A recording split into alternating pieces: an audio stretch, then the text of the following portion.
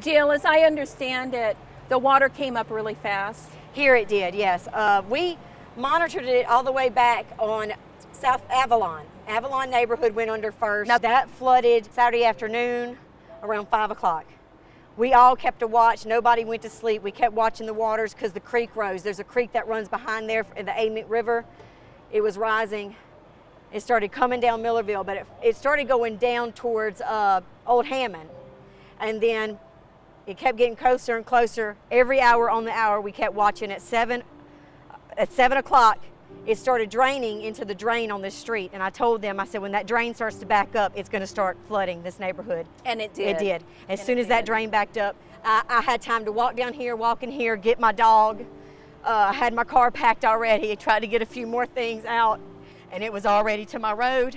I got my car out before it, was too high to get out of the area. But and where did you go? I went. My mom and dad live in Concordia Parish, so I took the interstate to Highway 1. I went over to Lafayette Bridge. I went over the bridge to Highway 1 to Highway 15, and that took me into Vidalia, Louisiana, to get to my parents, because East Feliciana still was normally where I go through, and that wasn't drivable at that point either. So I just got lucky. I have family that doesn't live in Baton Rouge, so. Yeah, emotionally, this has got to be awful. I just, I'm putting it past right now. I'm trying not to break down, because there's a lot of people worse off.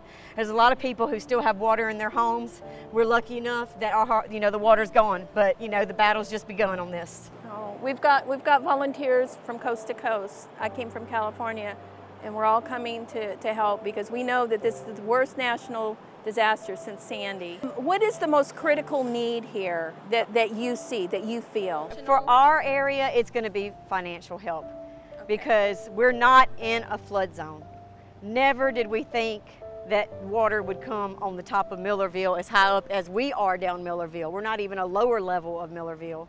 And so this is family helping me right now, but to come in and do the work, contractors, electricians, that costs a lot of money. People around here, this is an elderly subdivision too. A lot of elderly people live in this subdivision, and it's going to be harder on them as well. They don't have a lot of people to help them, I'm lucky, I'm young, I've got my father still, I'm very blessed. A lot of these people don't have a lot of family, we're going to try to help each other as much as we can.